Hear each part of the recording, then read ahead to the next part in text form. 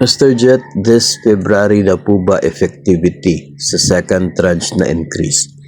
When we say effectivity po, January 1 talaga. No? January 1 yung effectivity ng second tranche. Pero yung implementation niya, yung pag-reflect niya sa sahod ng mga personnel, no? Noong January ay hindi nag-reflect dahil wala pang National Budget Circular noong naglabas na ng sweldo. So, ganun po. Ngayon, meron ng National Budget Circular. Nasa siguro end or mga mid-January or end of to January, ganun po. Lumabas yung NBC na i-post po natin yon.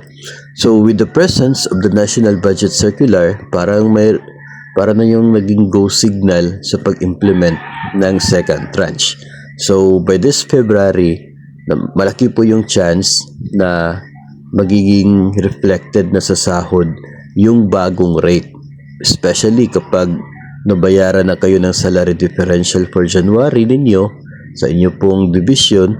Kapag nangyari na po yun ay malaki na po talaga yung chance na ngayong February isasama na po nila sa paggawa ng payroll yung yung 2025 na talaga na salary rate para sa mga personnel.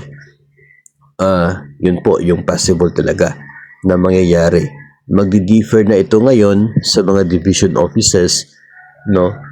Kapag mga implementing schools, sila naman po yung gumagawa ng kanilang payroll, so nasa siguro 99% na yung chance na mag-reflect sa sahod.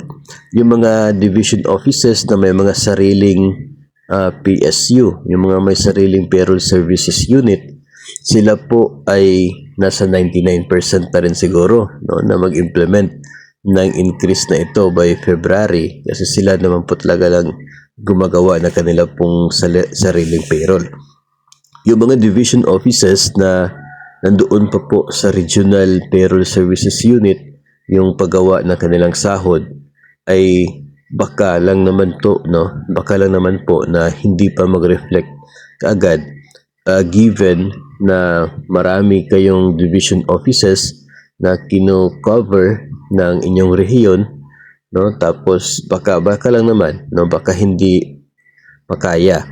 Pero may chance din naman na baka na-implement. Kaya nga yung sinasabi natin dito is depende sa division po, no, kung ano yung mangyayari. Kung hindi man po ma-implement by February at baka sa March ma-implement, so 2 months dapat yung salary differential na matatanggap. No, ganun din naman po yung mangyayari, babayaran pa rin naman yung mga buwan na hindi na-reflect yung tamang sahod based sa second tranche ng salary schedule po natin doon po sa inaprubahan ng Pangulo sa salary increase.